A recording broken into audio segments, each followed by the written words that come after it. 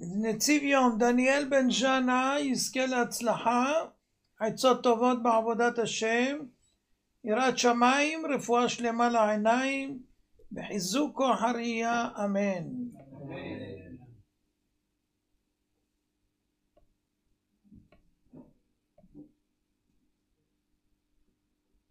בלי תפילה לא מקבלים כלום, חלק ד'.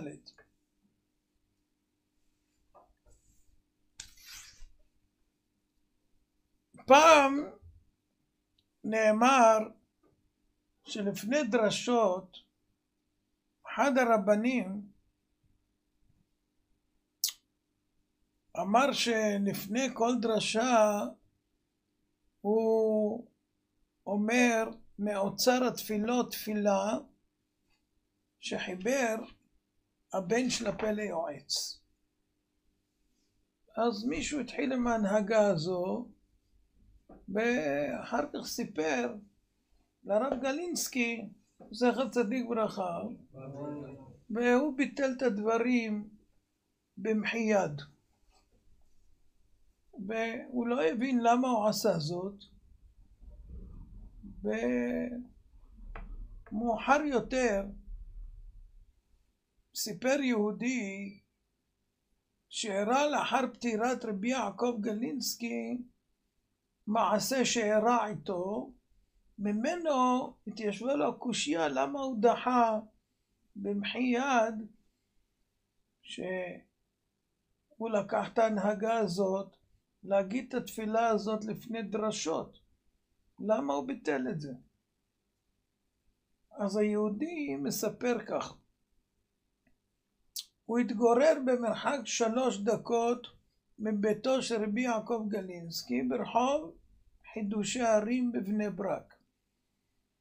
אחר פטירת הרב נזדקקה רבנית לעזרה בעניין מסוים, והצדיק הזה היהודי התגייס לעזרתה. כשהוא הגיע, הרבנית קיבלה אותו בשמחה גלויה, ושאלה, נו, הגעת בשלום? כל הדרך הייתה חלקה? ברוך השם, ברוך השם. ריבונו של עולם, תודה רבה לך. התפלא היהודי, שהוא שומע קבלת פנים כזאת, שואלת אותו, כל הדרך הייתה חלקה? נו, מה כבר יכול לקרות ב3 דקות מרחק? האם הרבנית שמעה על איזה תאונת דרכים ברחוב בזמן האחרון? האם נשמעה חריקה מבשרת רעות? אז היא אמרה, לא, חלילה, לא. אז הוא אומר, מה זה השאלות האלה וההודעה כל כך לקדוש ברוך הוא? אז היא ענתה לו, ככה המנהג אצלנו בבית. על כל דבר צריך לבקש. על כל דבר צריך להודות. לא מגיע לנו כלום. ושום דבר לא מובן מאליו. כששמעתי את המעשה הזה, הבנתי למה עשה הרב גלינסקי ככה, שאני מתפלל רק לפני דרשה. ואז הבנתי כמה אני רחוק מדרגתו. אכן לא רק לפני דרשה צריך תפילה מיוחדת, אלא על כל רגע בחיינו. כי הכל נהיה בדברו. המהלך שצריך להיות בחיינו, זה שכל דבר שקורה, אפילו שנראה לנו טבעי, זה הכל מאת השם. וצריך לפנות ולהודות לשם על כל דבר ודבר. ברוך השם, הגעת הביתה, לא נפקד ממנו איש, תשים צדקה. תודה לשם, אתה יכול לאכול, אתה יכול לשתות, אתה שומע, אתה רואה. יש הרבה על מה להודות. בזמן הכתב סופר התרחש מעשה מדהים. הוא כיהן בפרשבורג אחרי הסתלקותו של אביו החתם סופר, זכר צדיקים לברכה. זכותם תגן עלינו, אמן. באחד מבתי העסק היהודים שרת גוי ערל, נבזה, רע מעללים. יום אחד ראה המשרת את שר העיר מתהלך ברחובות בענייני עסקיו, ואז הוא הצליח בערמימות לשלוף את הארנק התפוח של השר ולברוח. קייס. כשקלט המושל את מה שהתחולל עמו, לאור יום, מבלי ששם לב, חמתו בערה בו, חוצפה שאין כדוגמתה, לא היה מסוגל לסבול את הפגיעה, וציווה על המשטרה לתפוס את הגנב בכל מחיר. יצאה פקודה, השוטרים התפרסו על פני כל העיר לחפש את הגנב ואת הארנק. קלט הרשע המרושע שמצבו בכי רע, לא ידע לאן לברוח, וכדרכם של גויים שונאי ישראל, איך יחלץ את עצמו? על גבו של יהודי. איזה יהודי? בעל הבית שלו. כך חשב לעצמו, אתפטר משתי צרות גם יחד, גם מן הארנק הבוער הזה שבידי, שיכול להוביל אותו לגרדום מיד, וגם מן היהודון המעביד אותו. עכשיו היה מקרה בארצות הברית. הומלס אחד הכניס אותו יהודי לארח אותו, רצח את היהודי, לא יאומן כי יסופר. הוא מטיב לו, נותן לו לאכול, קם והרג אותו. הלך הגוי, הטמין את הארנק במקום סתר בביתו של היהודי. לא חלפו ימים, הגיעו שוטרים, חיפוש בתוך הבית, מצאו את הארנק. והיהודי מופתע, מה זה? איך הגיע לידיו?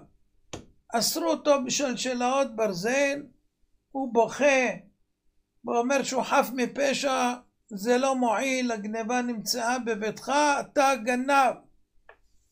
לוקחים אותו לבית הסוהר ופוסקים שהוא יתעלה על הגרדום בכיכר העיר, למען ישמעו ויראו. השמועה הגיעה לאוזני הכתב סופר. הוא נחרד והזדעזע שרוצים להרוג איש ישר וכשר כזה, בעל משפחה, ללא עוול בכפו.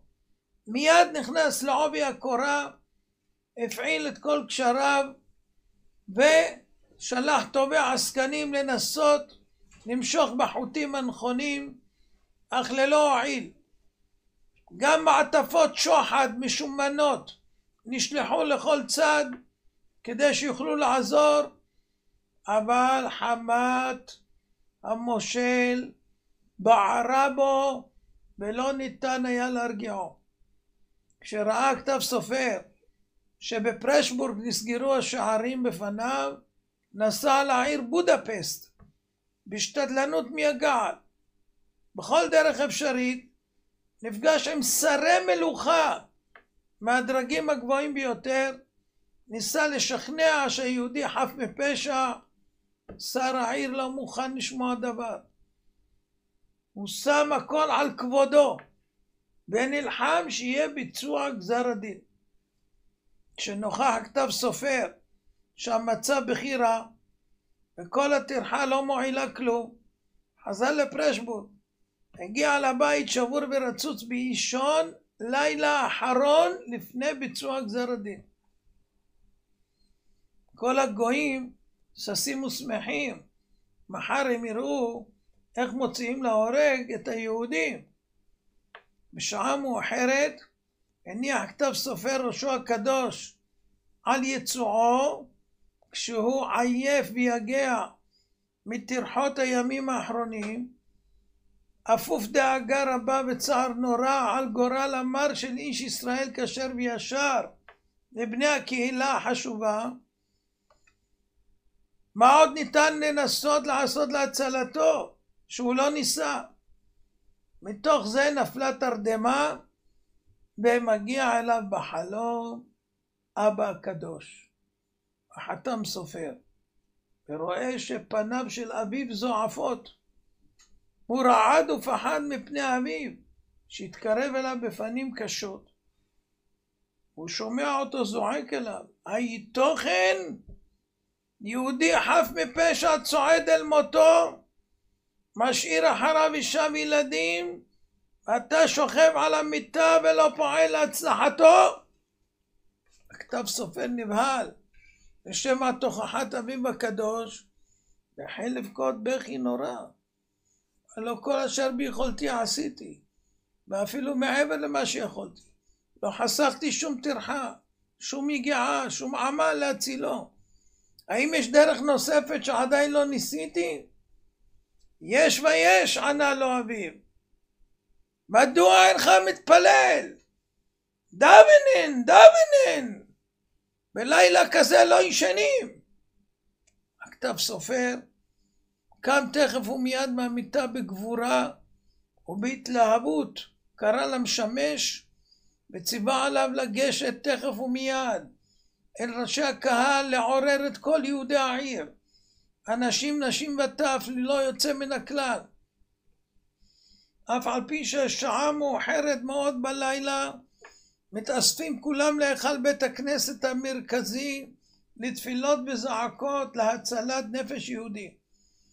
הכתב סופר ניגש לבימה, מרים קול זעקה ואומר, ניסינו כוחנו בכל הדרכים והאמצעים האפשריים, אך נראה שהכל סגור ומסוגר בעדנו. רק אצל הקדוש ברוך הוא אף פעם לא סגור, שערי דמעות לא ננעלו. לתפילות שלהם הצטרף גם החתם סופר מלמעלה. באל כביר לא ימאס תפילת רבים, ואכן נקראה גזרה. כיצד? לפני ביצוע גזר הדין החליט השופט לחקור את המשרת הגוי שבבית של היהודי. הגוי לא היה מוכן לחקירה, נשבר והודה, והחליפו את היהודי בגוי על הגרדום. ואכן התפילה לא שווה חינם. אתם שומעים? כל השתדלות, כל פטנט, כל מה שניתן לעשות נעשה, אבל תפילה לא נעשתה כראוי, לא עוזר. בלי תפילה לא מקבלים כלום.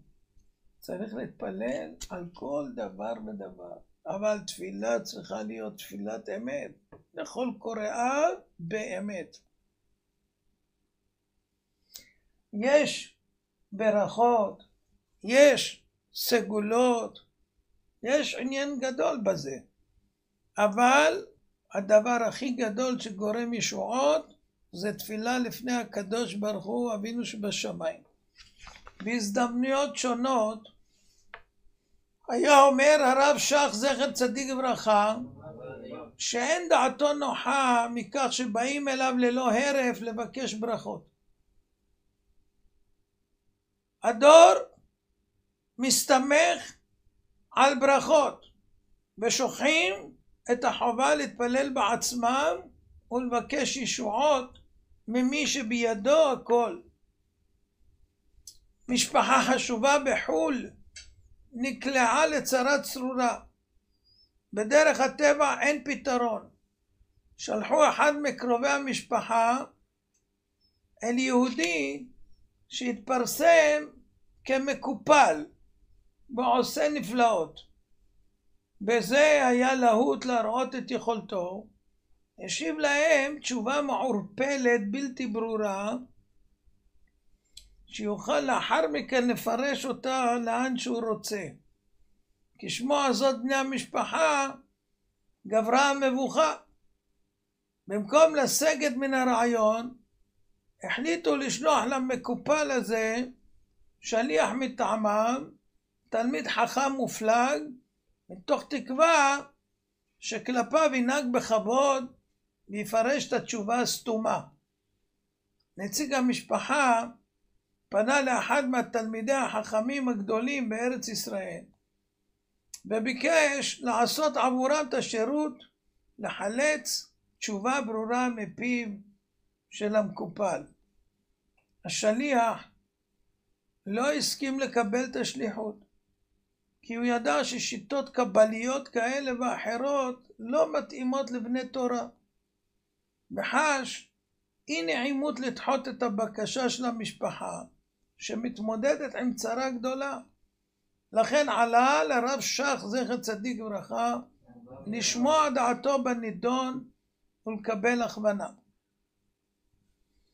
ברגע שהוא הזכיר את שמו של המקופל, העדימו פניו של הרב שך, היכה בשולחן ואמר בפליאה, אני לא מאמין שאברך בן תורה מגיע לשאול שאלה כזו, וכי זוהי דרך אבותינו? האם כך חונכנו וגדלנו? האם צריכים אנחנו להזדקק לאנשים כאלה? יש לנו דרך אחת ויחידה, להרבות תפילה ותחנונים ולהתחזק בתורה ויראת שמיים. ותו לא. יצא התלמיד חכם מלפניו ומיהר להחזיר לבני המשפחה את דעתו הנחרצת של הרב שך, ששוללת מכל וכל לפנות לאנשים כאלה. מבחינתו ירד הנושא מסדר היום, אבל ימים ספורים לאחר אותו מקרה התברר לו כי הרב שך דווקא זוכר זאת היטב. זה היה ביורצייט של הרבנית שחל כמה ימים לאחר מכן. הרב שך עלה לבית הקברות, ובאותה הזדמנות פקד כמנהגו את קברו של המשגיח רבי יחזקאל לוינשטיין זכר צדיק ברכה, ושם העתיר בתפילה עבור אותה משפחה שעל צרתה נודע לו לפני כמה ימים. כששב הביתה פגש אחד מבני המשפחה וניגש לבקש ברכה ולספר על המצוקה שלהם, אבל הרב שך הרגיע אותו, אין לך מה לדאוג. בדיוק היום התפללתי עליכם על הקבר של המשגיח רבי יחזקאל. אין לי ספק כי בזכות התפילה ישועתכם קרובה לבוא. חלפו ימים ספורים וחזר אותו בן אדם להודיע לרב שך שהפתרון נמצא והישועה הגיעה והכל הגיע על מקומו לשלום. הוא אשר אמרתי, אמר הרב שך, בלי תפילה לא ניתן לפעול מאומה. בכוח תפילה נובעת בעומק הלב. לפעול ישועות גדולות ונשגבות הרבה מכוחם של המקופלים ועושה נפלאות למיניהם. ככה צריך בן אדם לדעת. איי. תקשיבו טוב. פעם הבעל שם טוב הקדוש, זכר צדיק לברכה, זכותו תגן עלינו, אמן. אמר לתלמיד הנאמן רבי דוד פורקס לנסוע למדינת בסרביה ולהביא משם יין כשר למהדרין. נסע רבי דוד, מצא יקב יהודים יראים ושלמים, משגיח על כל פרט, מהבציר ועד למילוי החביות, ונשאר שם בחודשי אלול ותשרי. צער רב היה בליבו שהוא לא זוכה לשהות במחיצתו של רבנו הקדוש בחודש הרחמים והסליחות, וגם לא בחג הסוכות, אבל הוא התנחם שהוא שליח מצווה של הרב, והוא עתיד להביא לו יין כשר בתכלית. כל הדרך חזרה לא הייתה קלה כלל וכלל. זה היה בחורף, גשמי עוז שיבשו את הדרכים, והיה לו טרחות רבות, והוא התייגע לשמור על החביות שלא יזוקו בנסיעה. סוף סוף הגיע רבי דוד בחזרה למז'יבוז' והכנה את העגלה עם התכולה היקרה סמוך לפתח ביתו של הבעל שם טוב הקדוש, ומיהר לבשר לו שהוא זכה להביא את היין בהידור גדול. אבל באותה שעה עבר שוטר עירוני, ועלה חשד בליבו שמבריחים פה יין שרף. ייצור יין שרף היה כרוך ברישיון מיוחד, ועליו היה מיסים כבדים. ייצור יין לא הוטלה מגבלה. השוטר פתח את החביות, הכניס אצבע לטעום את התכולה, ורק אחרי שהיה ברור לו מעבר לכל ספק שאין פה יין שרף, עזב את המקום. אבל כל היין נאסר. כל הטרחה של רבי דוד הלכה לטמיון. לחינם גלה מעירו, לחינם בילה ימים נוראים במרחקים, לחינם מסר נפש בדרך הארוכה, לחינם שבר שהחביות לא יסדקו. ובשברון לב נכנס אל הבעל שם טוב ואמר לו, יודיעני רבנו, למה נענשתי בעונש כזה גדול? ענה לו הבעל שם טוב הקדוש, מאמצים גדולים ונפלאים עשית לשמור על היין, אבל הסחת דעתך מעיקר השמירה, שזה התפילה לשם יתברך. והלא כתוב במפורש, אם אדוני לא ישמור עיר, שב שקד שומר. הפסוק בבראשית מעיד על יוסף הצדיק, וירא אדוניו כי אדוני איתו, בכל אשר הוא עושה, אדוני מצליח בידו. ורש"י מפרש, שם שמיים שגור בפיו. על כל עניין ועניין הזכיר יוסף, מאת השם הייתה זאת, ורק מאת השם. משום כך הוא זכה להצלחה גדולה בכל אשר עשה. מאחר בכל עניין ועניין הוא מאת השם, אז לפני כל מעשה יש להתפלל לקדוש ברוך הוא. בלי תפילה אין שמירה ואין הצלחה בשום דבר. וזה מסר חשוב ביותר לכולנו, להתרגל, להתפלל על כל דבר ודבר. ואז אם בן אדם מתפלל, תהיה לו הצלחה, כי הוא תולה הכל בשם. כי באמת הכל תלוי בשם. הוא עשה, הוא עושה, והוא יעשה לכל המעשים. אין מלבדו. הכל זה ביד השם. כשאתם מברכים שהכל נהיה בדברו, תבינו את המשמעות. הכל נהיה בדברו. אבל צריך להתפלל על כל דבר לפני. גם הדברים, הפעולות הפשוטות שנראה לנו שהכל בסדר. למה שוכחים פתאום את הטלפון או את התיק או את הזה או את הזה? לא מתפללים שנחזור איתו. אם היינו מתפללים שכשם שיצאנו כך נחזור בריאים ושלמים ולא חסרים ולא כלום, לא היינו שוכחים. אבל מדי פעם מזכירים לנו ששכחנו להתפלל. ואז צריכים לחזור בחזרה ולחפש והכל. לא יותר קל להגיד כמה מילים לפני שיוצאים לדרך. נכון? ועוד אם אנחנו שרים לפני, בכלל הקדוש ברוך הוא שמח.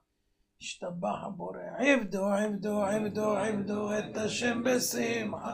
עבדו, עבדו, עבדו, עבדו את השם בשמחה. בואו לפניו, לפניו ברננה, בואו לפניו ברננה, בואו לפניו, לפניו ברננה, בואו לפניו ברננה. הכל נו, הכל נהיה בדברו. השם יזכה אתכם בעזרת השם יתברך בכל טובה וברכה. הרי אני מכוון לקיים מצוות חכמים דאורייתא, בשמחה, דאורייתא. רבי חנניה בן עקשיא אומר